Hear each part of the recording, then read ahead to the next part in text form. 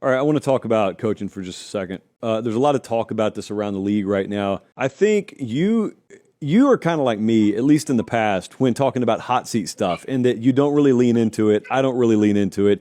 You, like me, probably think firing a guy should be closer to the last resort than the first thing that comes to your mind. And yet we've got varying degrees of it around the league right now. Billy already lost his job at Florida. There's a lot of talk around Hugh Freeze. There's talk around LSU's. Part of it's the offensive staff. Part of it's just straight up Brian Kelly, even though they're 5-2 and can still make the playoff if they win out. I'll ask this, or you can even go Norvell, Florida State. I'm going to ask you this. I'm understanding it's case to case, based on individual circumstances. When is it actually time to start having that conversation versus having the conversation of, well, he didn't forget how to coach. Let's get to the end of the season and let's maybe clear out some of the underbrush, clear out some of the roster, overhaul some of the staff, reallocate resources, get an infusion of cash. Like, where do you draw that line? Because I think it's kind of hard, but it's kind of like if a team quits on someone, like I think Norvell's on the precipice of having happened 2 years in a row, that's where I got real trouble saying, oh, don't worry, we'll just give you a third shot at this. However, with like Brian Kelly, maybe unlikable and all that, and that traffics well on message boards, but dude, I'm not going to hot seat yet when the guy's 5-2. Now, we play 12 games, so every game is paramount, every game's huge, and maybe that changes if you go really cold down the stretch. Hugh Freeze finds himself somewhere in between, where he got a lot of close losses. None of these are blowouts. Defense playing its tail off. Team hasn't really quit, although you'll find people to question maybe the competitive integrity, person to person sometimes. So where's your head at on all this? I think it's always going to be a case-by-case basis. And now I'm actually interested in really where it is, because I'm not sure that I know necessarily when you get to that point. And that is because of administratively where we are in college football, financially where we are in college football, roster movement where we are. Maybe single portal entry is going to help this a little bit and calm it down.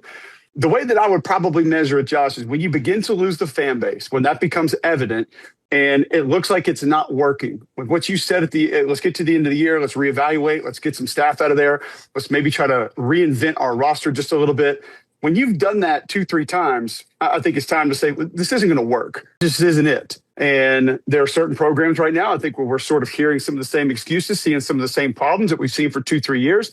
At that point in time, I think it's safe to say you're about to lose your fan base. You'll probably start to lose your administration. And when you do that, by administration, I think I'm including the people that are essentially going to pay for these rosters. I know they're not employees of the school, but I view them in the same light as I would the athletic director, the president, and whatnot. So I think once you look at it and say, this is kind of what we are, and if that's not satisfactory, it's never too early to make that move. And I've never been one that likes it in season. I've told you this before. We've had that conversation of what it does to the players. They're going to receive less coaching. They're going to receive less teaching, less attention, because now all those assistants are thinking about their next job. And I'm not mad at them for that. Who could blame them? You're done at the end of the season. You know the new guy's not going to keep you around. So you're out there making phone calls, trying to see where you could land next year, where you and your family are going to have to move to. Are you going to have to move your family? What's going to take place? Those guys don't know. And now with the portal, you have no idea how many players are even going to consider sticking around with you or go with you to the next place. So you're having those conversations. I don't like it in season. I hate it for the kids. But they're also different players now. They're also getting paid now. They have the ability to leave whenever they want. So I don't feel as bad as I once did, but it is an unfortunate scenario. You have 3, 5, 7 games left, and the attention span of the coaches, the players, the team continuity just immediately goes away because everybody is hyper-focused on what's next, and you can't really blame them for that. I wouldn't be mad at anybody for it. It's just where you are. So I don't know if there's a timeline that we can look at right now just because of how new everything is. I don't know if we'll ever really have this figured out until we get some sort of settlement across college football. I don't even mean that legally. I just mean like when the dust settles, when we can calm down and understand, okay, year to year, this is what it's going to be. This is what it's going to look like. This is how you evaluate. This is how you replenish your roster. This is when guys can go, can't go. This is when we're not going to have court dates every 7 weeks and different guys are going different places trying to sue the NCAA and get more eligibility.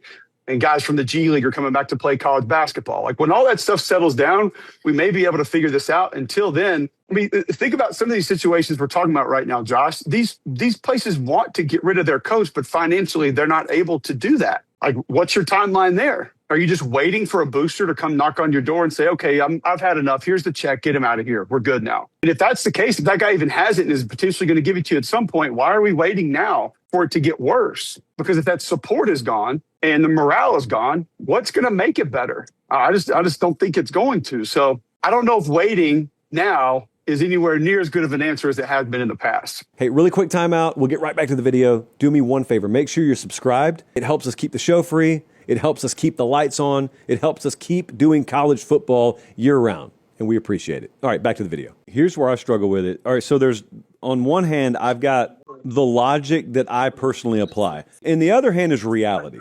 Take Penn State James Franklin as an example. In my logical hand, I thought to myself, all right, they made this a national title or bust season. It busted. They're going to lose more games. It became obvious it was just a dead team. All right, my logical hand says in the new modern age of college football, the worst case scenario, even for the better coaches, is going to be there may be a dead season baked in every now and then because the root system is way different roster-wise than it used to be. However, my logical hand says that doesn't automatically mean I need to fire the guy, but there's no emotion in my logical hand. And so Penn State looked at it, and you'll have people from Penn State say, oh, bro, there was no other option. We had to make this move. We had to do it. There was no other choice. I will never agree with that fundamentally, but also it's not my team. I'm not the donor there. I'm not the season ticket holder. And what's crazy is when the human dynamics get thrown in there, it gets hard to make the decisions. And also, we could be talking about Hugh. We could be talking about Billy. We could be talking about Mike Norvell. We could be talking about whoever, Brian Kelly.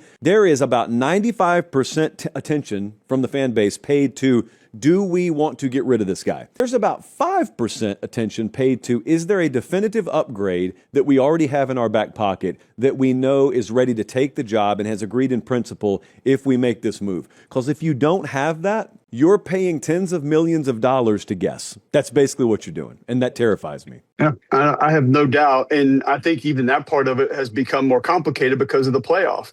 Are you going to sit around and wait for a coach that's going to be in the postseason and going to go potentially that deep in the postseason? If not, when do you draw the line of, okay, any coach potentially in that playoff system, we're done. We're going to wait for round one. If they continue, we have to go make a move somewhere else. You and I don't know what those lines in the sand are going to be or what those deadlines are going to be. So it's more complicated than ever. And I just want to give a shout out to producer Jesse. By the way, I know I'm driving him crazy right now about moving around as much as I am.